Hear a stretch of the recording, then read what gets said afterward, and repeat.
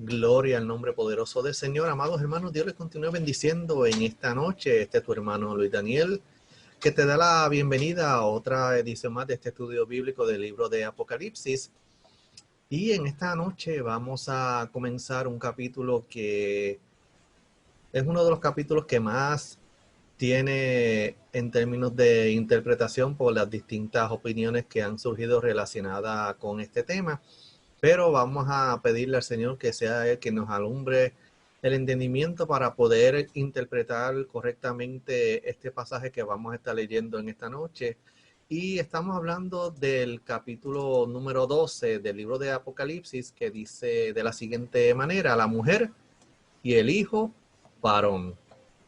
En esta noche vamos a estar cubriendo este capítulo número 12, que nos habla sobre una serie de visiones que tiene el apóstol Juan relacionada con tanto una mujer como un hijo varón, como con un dragón escarlata. Vamos a estar viendo este estudio y estaremos con la ayuda del Espíritu Santo mostrándole qué significa cada uno de estos versículos.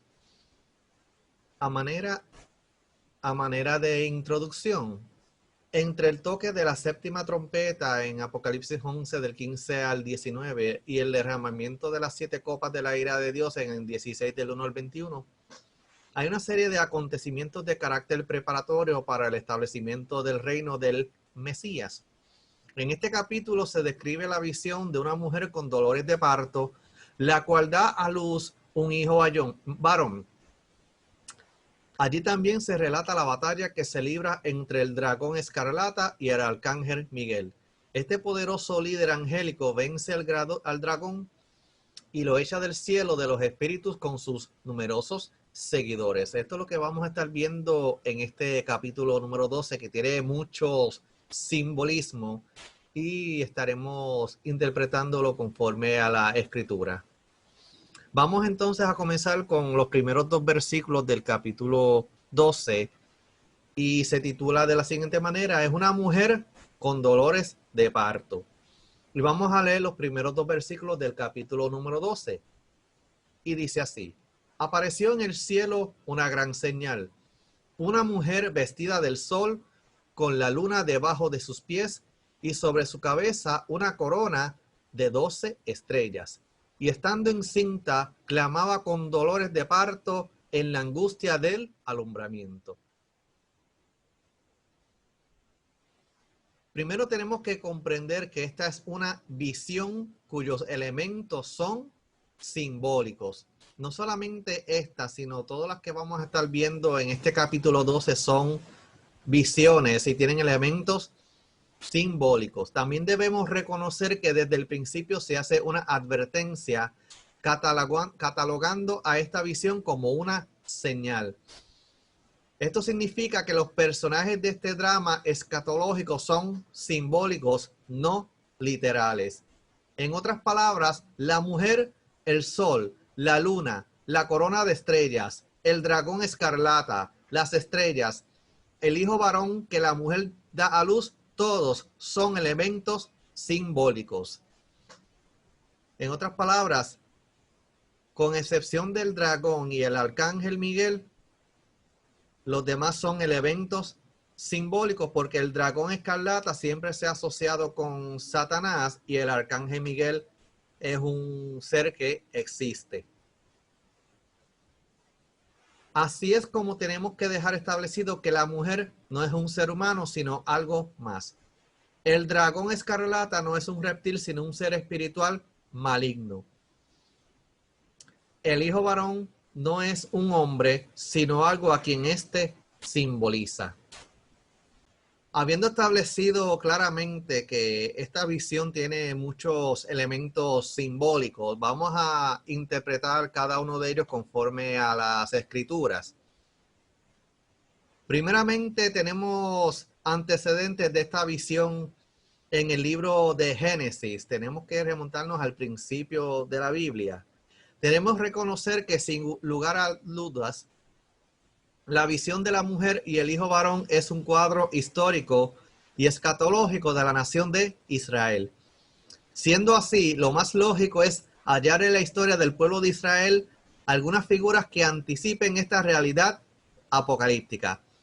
Vemos la historia de José y su familia en Génesis 37:9 y cómo este sueño se refería a la nación de Israel, que fue cuando José, el hijo de Jacob, tuvo dos sueños en los que soñó que prácticamente su padre Jacob y sus hermanos estarían inclinados delante de José, a pesar de que al principio ninguno de sus hermanos y su padre lo entendieron de forma real, pensaron que era una locura de José, pero finalmente la historia de la Biblia nos dice que en efecto cuando José, que era el gobernador de Egipto, recibió tanto a su padre como a sus hermanos, a pesar de que José no se había dado a conocer literalmente a ellos, pero esto, su familia, se tuvo que literalmente arrodillar delante de José.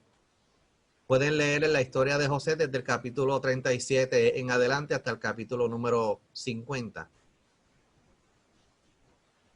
Precisamente ese sueño que tuvo José, dice, soñó un otro sueño y lo contó a sus hermanos diciendo, he aquí que he soñado otro sueño, y he aquí que el sol y la luna y 11 estrellas se inclinaban a mí.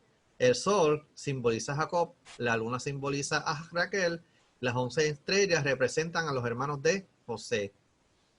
Y lo que mencioné con la transparencia anterior, que este sueño literalmente se cumplió. Que sus hermanos y sus padres fueron donde José, mientras José era gobernador de Egipto, y ellos tuvieron que inclinarse delante de José. Hay una diversidad de opiniones en cuanto a la identidad de esta mujer. Algunos católicos identifican a la mujer como a María, la madre de Jesús. La única semejanza entre María y la mujer del versículo 1 es que ambas son madres. Sin embargo, los católicos se contradicen cuando ellos dicen que ella dio a luz a su hijo primogénito sin dejar de ser virgen. También dice en el versículo 13 que el dragón persigue a la mujer. María, cuando huyó a Egipto con Jesús, fue un mandato de Dios. Tenemos la cita bíblica de Mateo 2:13 al 15. La mujer de la visión fue llevada al desierto y la descendencia de ella es perseguida. La única semejanza que ambas eran madres. La pregunta, ¿quién será realmente la mujer de Apocalipsis 12? El proceso más natural y congruente con el mensaje general de las Escrituras es identificar a la mujer con la nación de Israel. Y ahí tenemos 1, 2, 3 citas bíblicas que nos hablan sobre la identidad de esta mujer que es la nación de Israel. Y ustedes pueden de asignación buscar estas citas bíblicas en su casa y así pueden ver que en efecto Dios le mostró a estos tres profetas, a Isaías, a Jeremías y a Oseas, que Israel era simbolizada con una mujer. En cuanto al próximo versículo, especialmente el versículo número 2, nos dice que esta mujer estaba con dolores de parto. Este versículo constituye una prueba adicional de que la mujer simboliza a Israel.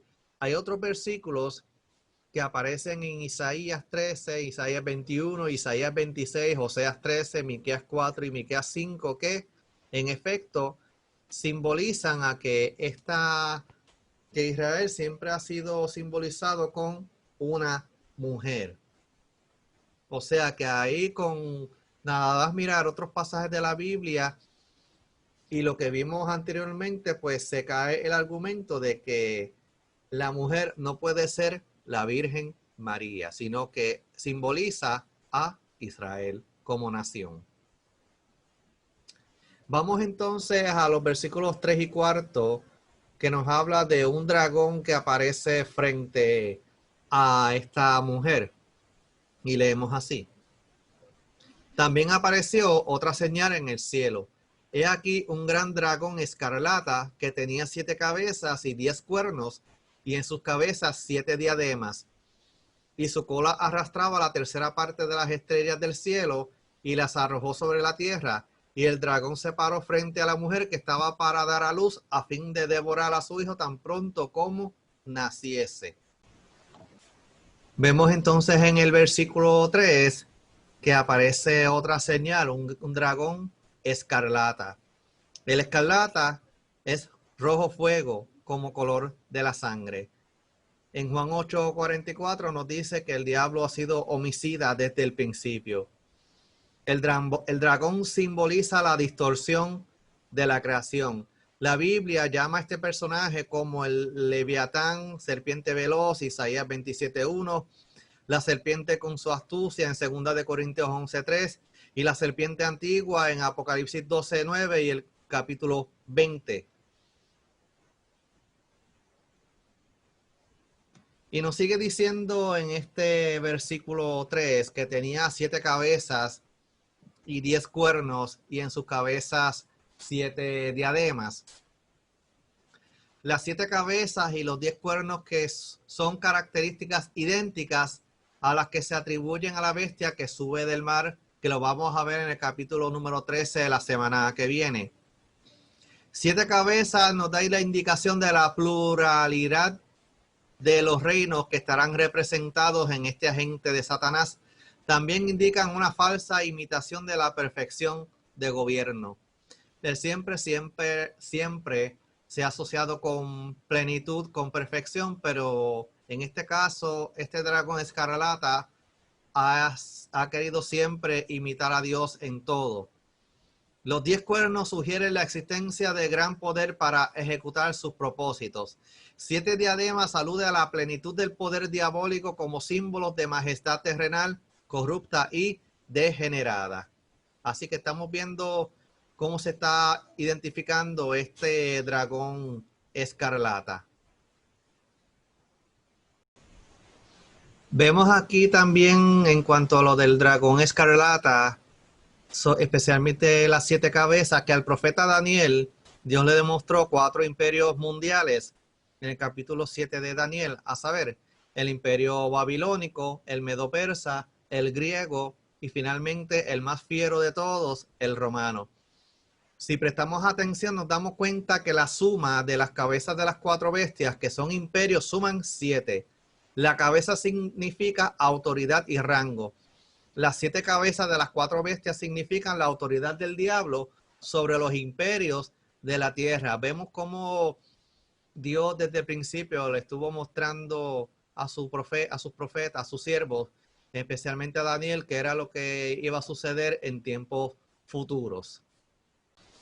También nos habla sobre las diademas que indican realeza, a diferencia de la bestia, el anticristo, que también tiene 7 cabezas, que lo vamos a ver en el capítulo 13, pero que no tiene las diademas sobre ellas. El dragón, Satanás, sí las tiene porque es quien ostenta el mayor rango en el reino del mal. O sea que aún también en el reino de las tinieblas ellos están organizados por rango, por categoría. Siempre Satanás es el que va a estar encima de ese reino del mal y todos los demás pues están organizados por principados, potestades de las tinieblas. Nos sigue hablando sobre los 10 cuernos en el versículo número 3 también. El cuerno siempre se ha asociado con poder y fuerza. El número 10 indica perfección matemática, así que los 10 cuernos indican poder y fuerza perfectamente administrados para el mal. Esto nos lleva de nuevo a Daniel 7:7, donde nos habla de la 4ª bestia que ve este profeta, que además de ser espantosa y terrible, y en gran manera tenía 10 cuernos. Sabemos que esa 4ª bestia representaba al Imperio Romano y a su prolongación hasta la venida de Cristo. Que para hablar sobre estas 4 bestias, quizás vamos a entrar un poquito más en detalle en el próximo en el próximo capítulo número 13, que es cuando estemos hablando también de la bestia que sube del mar, en específico en el capítulo número 13. Esos 10 cuernos de esa cuarta bestia son a la par 10 reyes. En Daniel 7:24 nos habla que ostentarán el poder mundial por poco tiempo. Lo vamos a ver también en el capítulo 17 de Apocalipsis. Así pues, el hecho de que Satanás, el gran dragón escarlata, tenga 10 cuernos, significa que llega a tener el poder terrenal completo sobre las naciones, especialmente por un tiempo. Veremos lo que lo hará a través de su enviado, la bestia anticristo, que es el capítulo 13 que vamos a ver en la semana que viene. Nos dice en el versículo 4, y su cola arrastraba la tercera parte de las estrellas del cielo. Significa que sus seguidores de antaño, los ángeles que cayeron con él siempre, están a su lado para ejecutar sus malévolos planes. Hay un comentario que, aunque no lo dice implícitamente en la Biblia, pero se dice de que cuando Satanás fue expulsado del cielo, él arrastró consigo la tercera parte de los ángeles, y se cree que este versículo 4 del capítulo 12 pues es el cumplimiento de lo que se habla sobre la rebelión en el cielo. Y dice también en el versículo 4, con su cola las arrojó a estas estrellas sobre la tierra. Es una indicación de que los poderes satánicos y demoníacos de esos momentos serán inigualables. O sea que va a ser súper amplificado. Por lo general se consideran las estrellas que cayeron a tierra con él como los ángeles que cayeron con Satanás y que se convirtieron en sus demonios. De acuerdo con la tradición hebrea, una tercera parte de todos los ángeles del cielo cayeron con Satanás, que fue precisamente lo que le acabo de comentar, que aunque la Biblia no lo dice implícitamente, pero hay una tradición hebrea que así lo afirma. En el versículo 4 nos sigue hablando cuál es el propósito de este dragón, que ha sido para atacar a la mujer, que ya vimos el simbolismo de ella, que la mujer es la nación de Israel, y a su hijo, que vamos a ver más adelante, que simboliza al hijo. La lucha continua de Satanás ha sido causar todo el daño posible a la creación y todo lo que constituye la obra de Dios, especialmente el género humano. Lo empezamos viendo en el capítulo 3 de Génesis, que fue con la caída de Adán y Eva, y la comparación que nos hace el apóstol Pablo en Romanos 5, el 12 y el 19. Su mayor deleite ha sido causar estragos al pueblo escogido de Dios, la nación de Israel, y lo vemos siempre desde Génesis. Luego en el libro de Éxodo, que fue cuando se levantó un faraón que no había escuchado sobre lo que había pasado con José y cómo el pueblo llegó a Egipto. Los capítulos del 3 al 9 de Esther, que fue cuando se levantó este Amán, este general del ejército del reino persa, se levantó con un plan para destruir al pueblo judío. Y en Mateo 2, que también ha sido el plan de Satanás de matar incluso al pueblo escogido de Dios, incluso hizo la persecución en contra de Jesucristo cuando nació. Vamos entonces a ver los versículos 5 y 6 de este capítulo 12. Nos habla del nacimiento y rescate del hijo varón y dice así.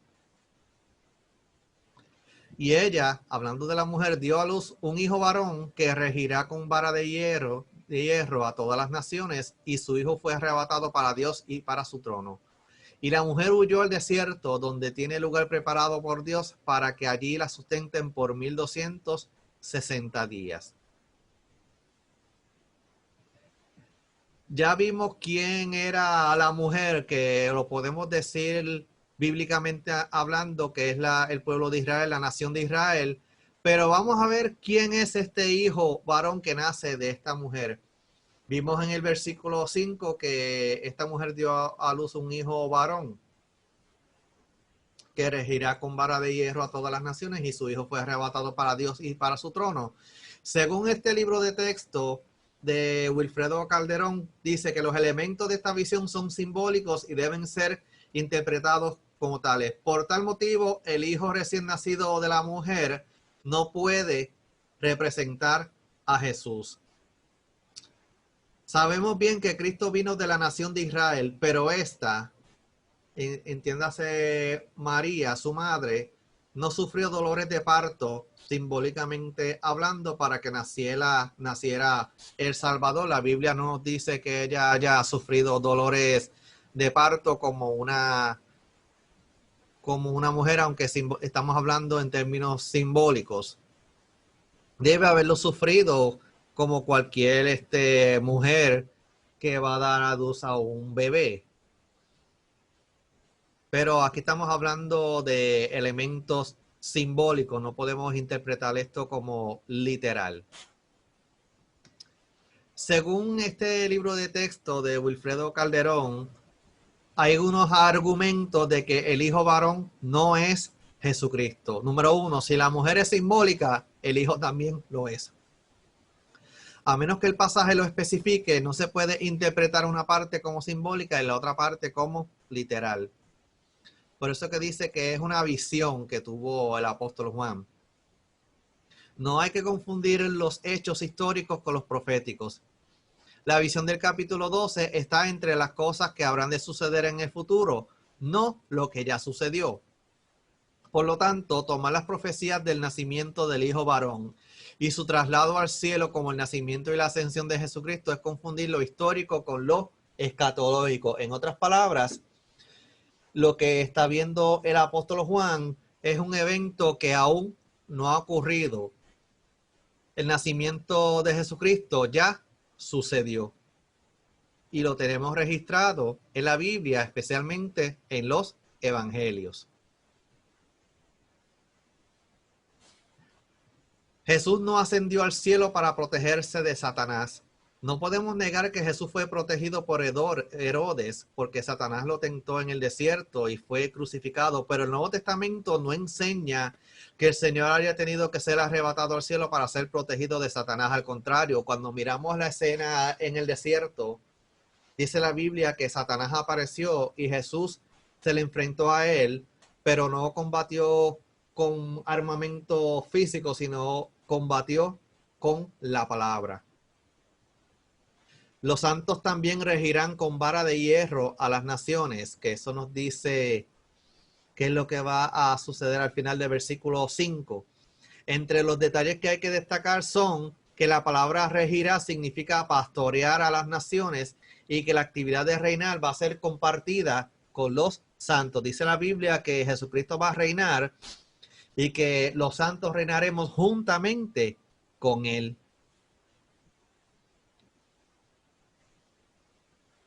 Ahora, ¿quién será realmente este hijo varón? Según el libro de Wilfredo Calderón, dice que solo una mujer literal puede dar a luz un niño literal. Un cuerpo colectivo simbolizado por una mujer solo podría dar a luz a otro cuerpo colectivo simbolizado por un niño. Por lo tanto, solo nos queda como alternativa bíblica y razonable pensar en la única corporación que sale de las entrañas del pueblo de Israel. Los 144,000 sellados. El hijo varón simboliza una compañía de santos escogidos como siervos del Cordero de Dios. Ese es el comentario que nos da este varón en su libro Apocalipsis, un mensaje escatológico, el autor Wilfredo Calderón. No podemos tomar esto literalmente ni categóricamente hablando porque la evidencia no es tan visible como lo vimos en los versículos anteriores, hablando de la mujer que estaba dando a luz, y la mujer, si pudimos identificarla conforme a las escrituras, que la mujer simboliza a la nación de Israel. Estos son elementos que uno no se atreve a decir categóricamente porque son, como dice la Biblia, los misterios de Dios. Y solamente Él sabe lo que va a suceder. Nos sigue diciendo este comentarista en cuanto a las pruebas de que los 144,000 sellados son el hijo varón. Dice en Isaías 66, 8 y 9 que se profetizó que Sión daría luz que Sión daría luz a una nación. Los 144,000 son un pueblo que nace de Israel. Los 144,000 serán arrebatados en el 12:5, en el capítulo 12, versículo 5, que es a mitad de los 7 años de la gran tribulación. Los 144,000 no van a ser afectados por las 7 trompetas. Los 144,000 no se mencionan hasta el capítulo 14. Y los 144,000 son primicias de Israel para el reino de Cristo. Vamos a hablar un poquito más en particular sobre los 144,000 cuando lleguemos al capítulo número 14 del libro de Apocalipsis. Hay otros que dicen que el hijo varón sí es Jesucristo. Y nos dice, Israel dio a luz a su Mesías. Este es el Cristo ya glorificado. Está destinado a ejercer un mando férreo a todas las naciones. Todavía no ha empezado. Hoy todavía el mundo entero está bajo el maligno. La pregunta es, ¿por qué será necesario que Cristo rija con vara de hierro cuando vuelva en gloria?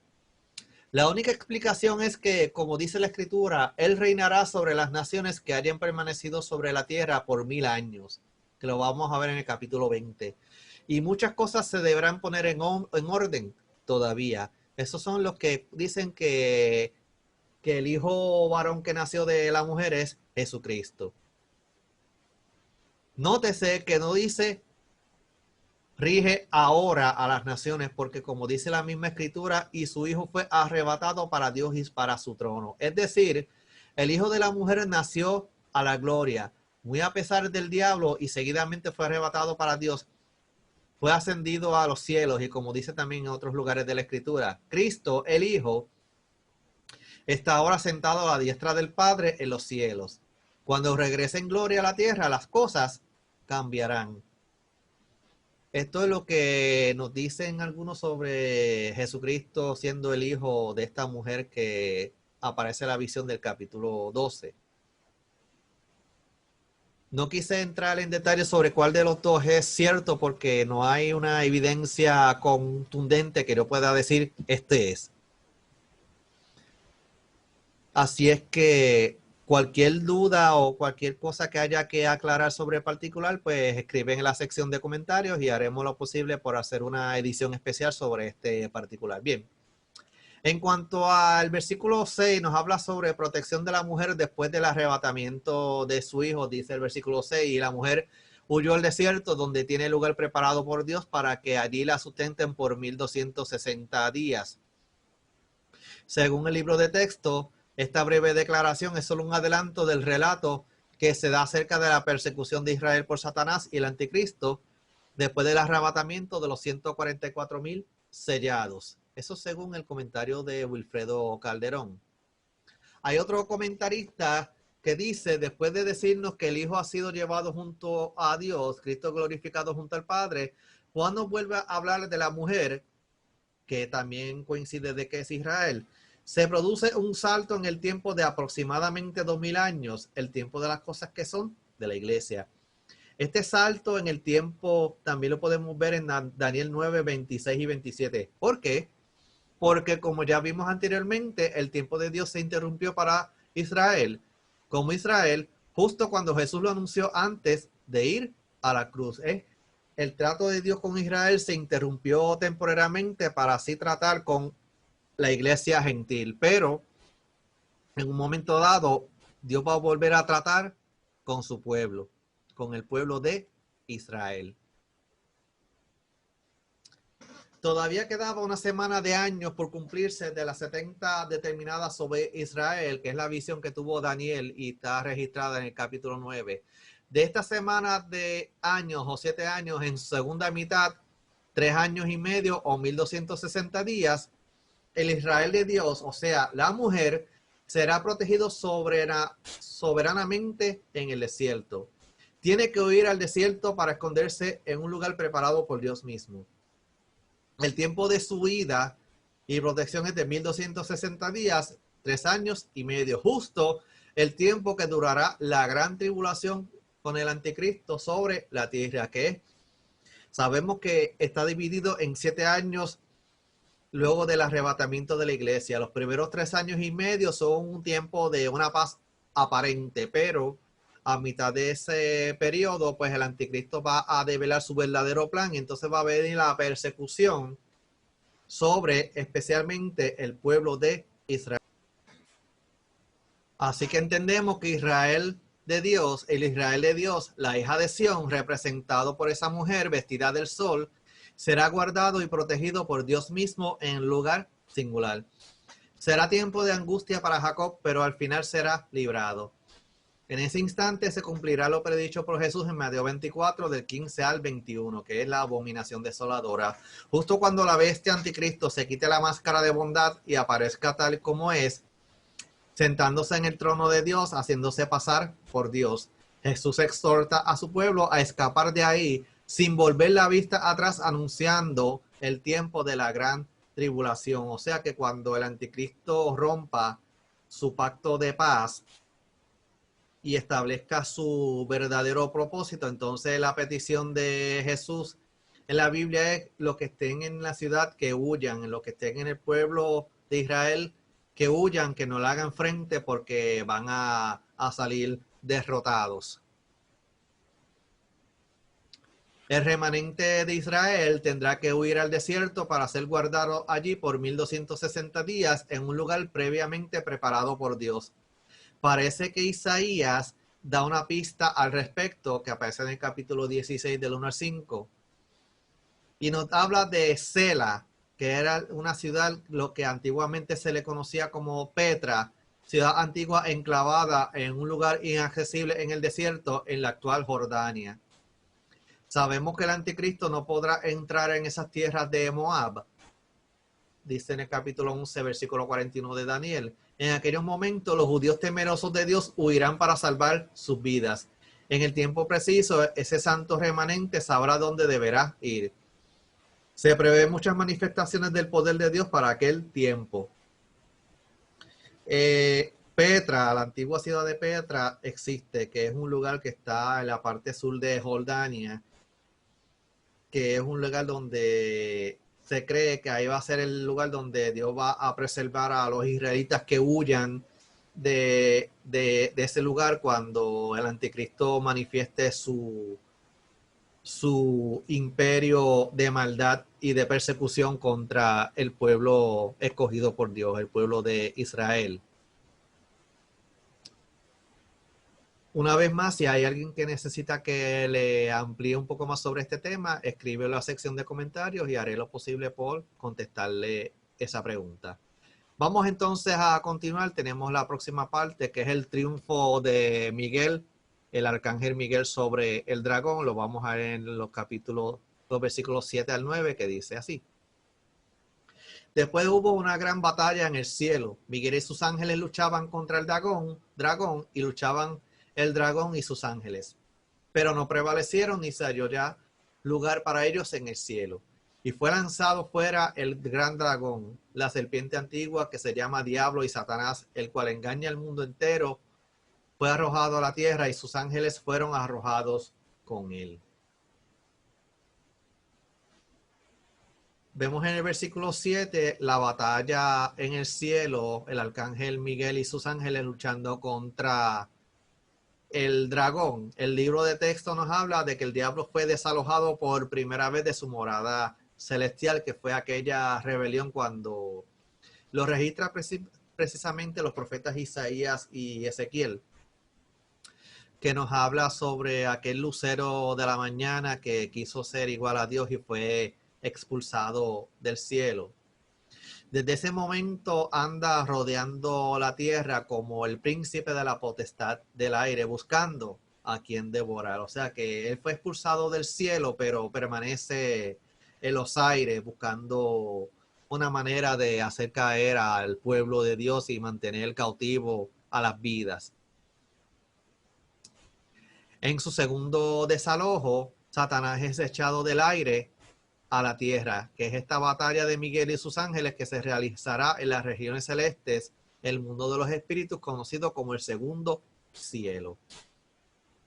Que ahí es lo que nos registra en ese versículo 7, ese desalojo de Satanás, y es echado a la tierra por parte del arcángel Miguel y sus ángeles luchando contra el dragón, la serpiente antigua, contra Satanás.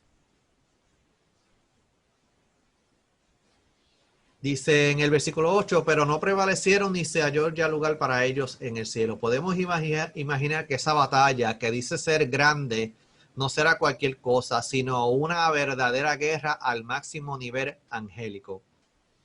El campo de batalla no será la tierra, sino el cielo. Ese cielo nunca podrá ser el cielo donde está Dios, sino el primero y el segundo cielo, es decir, la atmósfera de la tierra y el sistema solar. Del tercer cielo, que es el de Dios, Satanás y sus demonios ya hace mucho que fueron expulsados. Esa batalla ya fue predicha por el arcángel Gabriel, el cual instruyó a Daniel al respecto. Lo tenemos en Daniel 12, versículo 1.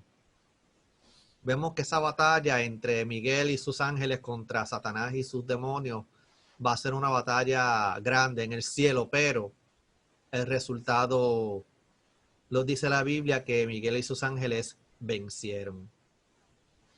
Y como no se encontró lugar para Satanás y sus demonios en el cielo, dice en el versículo 9, fue lanzado fuera el gran dragón, la serpiente antigua que se llama Diablo y Satanás, el cual engaña al mundo entero, fue arrojado a la tierra y sus ángeles fueron arrojados con él. El destino momentáneo de Satanás y sus demonios es en ese momento la tierra. Ahora bien, si ahora existe el mal a causa de los demonios que andan por doquier, que viven en las vidas de los hombres y que hacen estragos, ¿qué ocurrirá cuando todos estén sobre este planeta? Además, habrán sido soltados los que están encerrados en el abismo, se dice en el capítulo 9, versículos 2 y 3.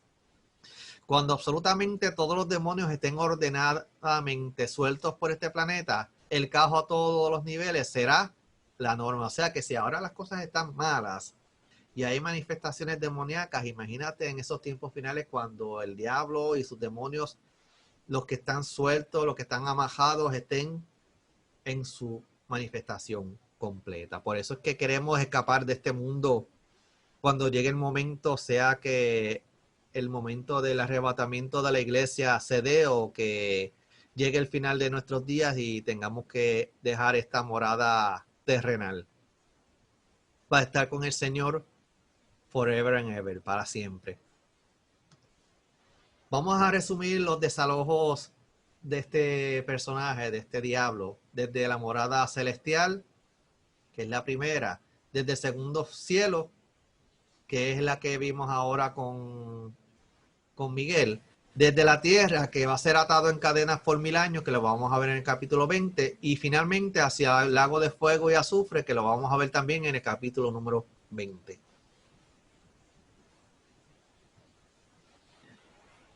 Vamos a los versículos 10 y 11, que nos habla sobre un regocijo en el cielo por la caída de Satanás, y dice así. Entonces oí una gran voz en el cielo que decía: ahora ha venido la salvación, el poder y el reino de nuestro Dios y la autoridad de su Cristo, porque ha sido lanzado fuera el acusador de nuestros hermanos, el que los acusaba delante de nuestro Dios día y noche. Y ellos le han vencido por medio de la sangre del Cordero y de la palabra del testimonio de ellos, y menospreciaron sus vidas hasta la muerte. Vemos en el versículo 10 que se escucha una gran voz en el cielo. Esa voz del cielo indudablemente proviene de los redimidos, ya que por 3 años y medio habrán estado con Cristo en el lugar preparado por él para los suyos. Se escuchó una gran voz del cielo, y ¿qué era lo que decían?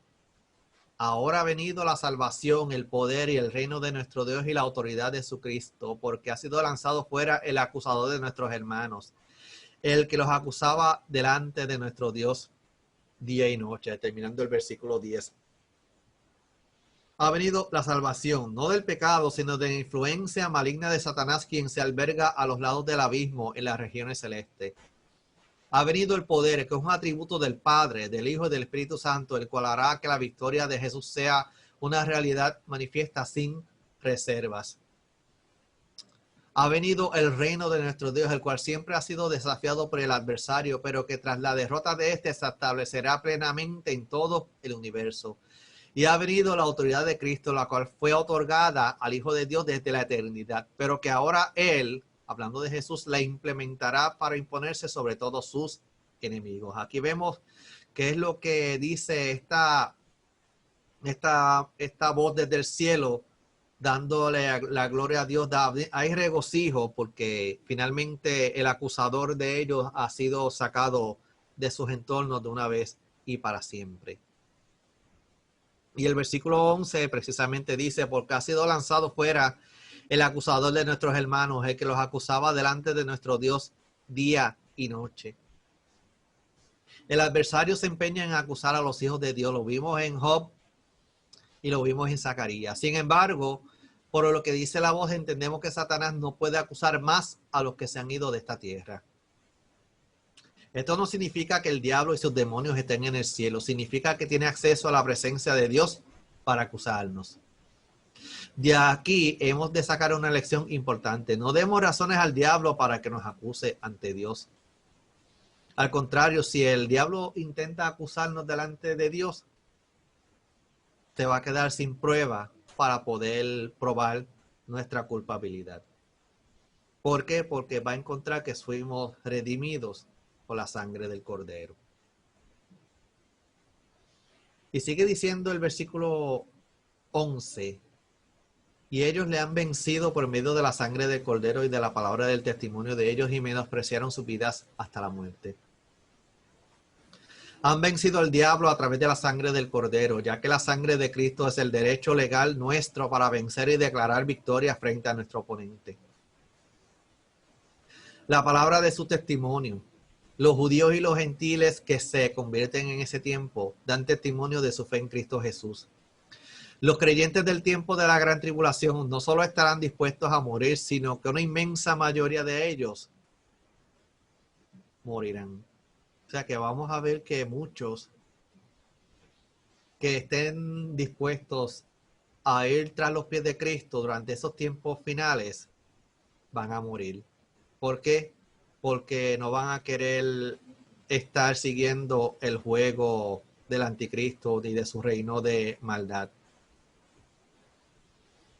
Y eso nos muestra la visión del quinto sello cuando aparecía esa gran multitud debajo del altar y preguntaron quién era esa gran multitud y la respuesta son aquellos que vinieron de la gran tribulación, que lavaron sus vestiduras con la sangre del Cordero. Vamos al versículo 12, nos habla de angustia en la tierra por la caída de Satanás. Dice así: por lo cual alegraos cielos y los que moráis en ellos. Ay de los moradores de la tierra y del mar, porque el diablo ha descendido a vosotros con gran ira, sabiendo que tiene poco tiempo. Primero hay alegría en el cielo y los que moran en ellos. El desalojo de Satanás dejará un ambiente de paz en las regiones celestes. Ya no va a estar más el acusador de los redimidos delante de Dios. Pero aquí tenemos un ay de los moradores de la tierra y del mar, porque el diablo ha descendido a vosotros con gran ira, sabiendo que tiene poco tiempo. Cuando sea arrojado a la tierra durante los últimos 3 años y medio, su táctica consistirá en atacar despiadadamente al pueblo de Dios. Actuará con mucha ira porque sabe que el tiempo de su encarcelamiento está muy cercano. El diablo sabe que le queda poco tiempo y va a tratar de hacer todo lo que esté en su libro y más allá para atacar sin misericordia al pueblo de Dios y al pueblo de Israel durante esos tiempos finales de la gran tribulación. Vamos al versículo 13, nos habla sobre la persecución y protección de la mujer. Versículo 13 dice: y cuando vio el dragón que había sido arrojado a la tierra, persiguió a la mujer que había dado a luz al hijo varón. Va a haber una persecución satánica contra Israel en los últimos días. Lo vemos en el versículo 13. Una vez en tierra, despojado de todo poder desde las alturas, el diablo solo busca el destruir. Y ya con toda la hazaña y el descaro, enfoca su odio en la mujer, es decir, en Israel. La Biblia nos dice que Israel fue castigado por los imperios de Egipto, Asiria, Babilonia, Grecia y Roma. En el tiempo del fin, el imperio del anticristo maltratará al pueblo israelita de la gran tribulación como nunca antes. Sabemos que todos estos castigos que sufrió Israel fue porque así Dios se lo dijo, que el pueblo de Israel se había apartado de la palabra de Dios, de los mandamientos, especialmente Asiria, que atacó el imperio del norte, Babilonia atacó el reino del sur, Grecia, que subyugó a Israel, el imperio romano como nunca. Ese sí atacó también a los israelitas cuando destruyeron el templo, destruyeron la ciudad de Jerusalén. Pero en el tiempo del fin, el anticristo va a ser algo que nunca se había visto. Va a maltratar a los israelitas como jamás se había visto antes. Por eso es que la insistencia de Jesús fue de que cuando los israelitas que estuviesen y vieran esa abominación desoladora, que no le hicieran frente, sino que huyeran de ahí para no tener que sufrir el martirio por parte del imperio del anticristo. Jesús anunció la última persecución contra Israel, que es lo que le mencioné ahorita de Mateo 24, que es la abominación desoladora, y los que estén en la ciudad huyan a los montes, el que esté en la azotea no baje y busque su capa ni nada. Estas palabras indican claramente que las atrocidades que Satanás realizará contra los judíos sobrepasarán todo lo que sus enemigos desde los egipcios del tiempo de Moisés hasta los musulmanes de hoy han hecho contra ellos. Sin embargo, por su inmensa misericordia y sus inquebrantables promesas, Dios protegerá a la estirpe de Abraham y salvará a todos los que esperan en él. Vamos a ver que Dios va a proteger a sus israelitas, pero va a haber una persecución por parte de Satanás como nunca. Vamos entonces al versículo 14, nos habla de protección divina de Israel en sus momentos de apuro, y dice el versículo 14, y se le dieron a la mujer las dos alas de la gran águila para que volase delante de la serpiente al desierto, a su lugar donde es sustentada por un tiempo y tiempos y la mitad del tiempo. Versículo 14 nos está hablando de una protección que se le va a estar dando a la mujer, que ya establecimos por la palabra, que es la nación de Israel. Este texto básicamente denota sin duda alguna la protección de Dios para con sus planes de redención. Este lenguaje de las alas de águila denotan protección. Por otra parte, ¿sería que Juan estaba viendo a los judíos montándose en aviones que les llevaban a algún lugar seguro? No sabemos. Pero una cosa sí sabemos, sea como fuere, el Israel de Dios será soberanamente protegido en ese tiempo y lugar. ¿Cómo es que Dios va a hacer para transportar a los israelitas desde su pueblo hacia ese lugar, Petra, la ciudad de Petra? No lo sabemos, pero Dios lo va a hacer. Entonces nos dice sobre las alas de águila para que volase de delante de la serpiente al desierto. Se entiende así mejor en el sentido de que los judíos rápidamente irán volando, escaparán y se apartarán de la misma presencia de la serpiente. El pueblo de Dios entonces, el judío, vuela y lo hace por delante de la serpiente. Ahora Satanás no se manifiesta como dragón, sino como serpiente. La serpiente es sutil y sinuosa. El diablo, como serpiente, a través de sus hombres y encabezados por su bestia anticristo y el falso profeta, en un principio de ese tiempo intentará destruir a Israel de forma más o menos oculta y sutil, valiéndose de la política y diplomacia en un principio. O sea que aquí vamos a ver cómo es que Dios va a permitir que los israelitas se desplacen de su pueblo, de su tierra natal hacia el desierto, donde va a ser sustentado. Pero también estamos viendo en esta parte cómo el anticristo y el falso profeta a principio de la gran tribulación pues va a hacer un plan para, de una manera sutil, usando diplomacia, política y economía para atraer a su pueblo, como quien dice, atraer a los israelitas para que caigan en su trampa. Entonces ahí es que va a haber el ataque maligno en contra del pueblo de Dios, pero Dios, sabiendo todo, pues va a proteger a los israelitas y los va a sacar de allí. El que quiera huir va a estar en lugar protegido por Dios en el desierto. Y va a ser llegada a su lugar, a un lugar donde es sustentada por un tiempo y tiempo y la mitad de tiempo, como dice el versículo 14. Existe un lugar en el desierto del mundo, es decir, un lugar a salvo del mundo y de su príncipe. Ese lugar es un lugar expresamente preparado por Dios. Lo cierto es que ese lugar es provisto por Dios para que el pueblo de Israel que cree en él sea protegido y sustentado durante los 3 años y medio de la gran tribulación. O sea que los israelitas que se den cuenta del plan del anticristo, del plan del falso profeta, del plan del dragón, de la bestia, del dragón, van a querer escapar y Dios les va a proveer los medios y el lugar para que ellos estén guardados durante esos 3 años y medio que va a ser el ataque sin piedad de parte del anticristo hacia la nación de Israel, que quede en su tierra natal. Versículos 15 y 16 nos habla sobre la destrucción de los perseguidores y dice así: y la serpiente arrojó de su boca tras la mujer agua como un río para que fuese arrastrada por el río. Pero la tierra ayudó a la mujer, pues la tierra abrió su boca y tragó el río que el dragón había echado de su boca. Vemos en el versículo 15 que la serpiente arrojó de su boca tras la mujer agua como un río para que fuera arrastrada. El agua siempre ha simbolizado a la humanidad, por lo que entendemos que el río que Satanás arrojará contra Israel será un numeroso ejército internacional. O sea que va a ser una convocatoria de miles y millones de soldados para atacar al pueblo de Israel. Y ahí tenemos un par de citas bíblicas de Antiguo Testamento, de Jeremías y de Isaías.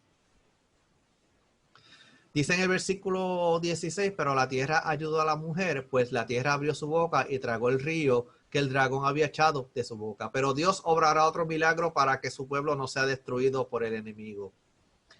Y esto nos hace recordar el caso de la rebelión de los hijos de Coré, que se rebelaron en contra de Moisés, y la Biblia nos dice que la tierra literalmente abrió su boca y se tragó vivos a todos los que se juntaron con Coré para rebelarse. De esa manera, el ejército del anticristo que persigue a Israel será tragado por la tierra como un acto de protección de parte de Dios. ¿Cómo es que Dios lo va a hacer? Literalmente se abrirá la tierra y ellos caerán vivos y serán sepultados. Algo sucederá para proteger a los que huyan del plan de la serpiente antigua, del dragón, de Satanás. Y así Dios va a proteger a aquellos que crean en él y decidan así abandonar su tierra. Ya en el versículo 17, para ir concluyendo, tenemos una protección divina para la descendencia de Israel y dice así: entonces el dragón se llenó de ira contra la mujer y se fue a hacer guerra contra el resto de los descendencia de ella, los que guardan los mandamientos de Dios y tienen el testimonio de Jesucristo. Dice en el versículo 17, por lo que leímos ahora: es interesante notar cómo el dragón transfiere su infernal ira en contra de la mujer Israel a la descendencia de ella, su remanente. Lo que uno se pregunta es: ¿quiénes constituirán el resto de la descendencia de ella? ¿Y qué le sucederá cuando se lance contra ellos el desesperado y furibundo? O sea, un ataque, un adversario airado, colérico, que está propenso a enfurecerse. ¿Qué es lo que va a suceder cuando este adversario se lance en contra de la descendencia?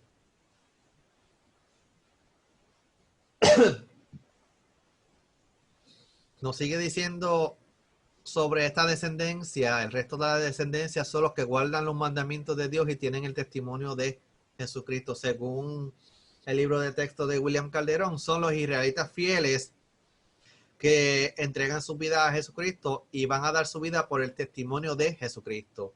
Según otro comentario, evidentemente todos los creyentes de origen gentil, habrá todavía sobre la tierra en aquellos días gentes de origen no judío que fueron convertidos a Cristo durante el tiempo de la tribulación, es decir, el tiempo posterior al arrebatamiento de la iglesia. O sea que va a haber gente durante el periodo de la gran tribulación que se va a convertir a Cristo, pero mi insistencia va a seguir siendo que mejor lo hagamos ahora mientras el Espíritu Santo está. La iglesia aún no ha sido llevada al cielo. Este es el tiempo aceptable. Dice la Biblia en Isaías 55:7, buscar a Dios mientras pueda ser hallado, llamadle en tanto está cercado. Así que este es el momento de buscar a Dios mientras tiene vida, porque va a haber un momento, si Cristo viene por la iglesia y los que se queden, pues se le va a hacer sumamente cuesta arriba mantenerse fiel a Jesucristo. Bien, la semana que viene vamos entonces a hablar del capítulo número 13 de Apocalipsis, que vamos a ver quiénes son tanto el anticristo como el falso profeta, y vamos a ver la marca de la bestia, que es lo que va a suceder durante esos tiempos finales. Vamos a darle gracias a Dios por esta noche. Vamos a darle gracias también a todos los que estuvieron sintonizados en este estudio bíblico. Vamos a orar para despedirnos. No sin antes recordarles que si tienes algún comentario o alguna duda, lo escribes en la parte de los comentarios y haremos lo posible por contestar la misma. Señor y Padre Celestial, te damos gracias por esta noche hermosa. Gracias por el privilegio que tú me has dado de enseñar tu palabra. Ayuda, Señor, a este siervo inútil a entenderla y poder presentarla de forma eficaz para que los que están sintonizados a esta hora puedan comprender el mensaje que tú tienes para tu pueblo. Ayúdanos, Señor, a seguir viviendo tu palabra y a mantenernos fiel y buscar tu rostro mientras pueda ser hallado, y así poder escapar de este mundo cuando nos toque partir, sea en el arrebatamiento o sea el momento que nuestra vida termine. Perdónanos, Señor, porque sabemos que te hemos fallado. Límpianos con la sangre del Cordero. Te lo pedimos en el nombre de Jesús. Amén. Dios le bendiga, Dios le guarde. Será hasta la próxima semana. Este es tu hermano Luis Daniel. Dios te bendiga.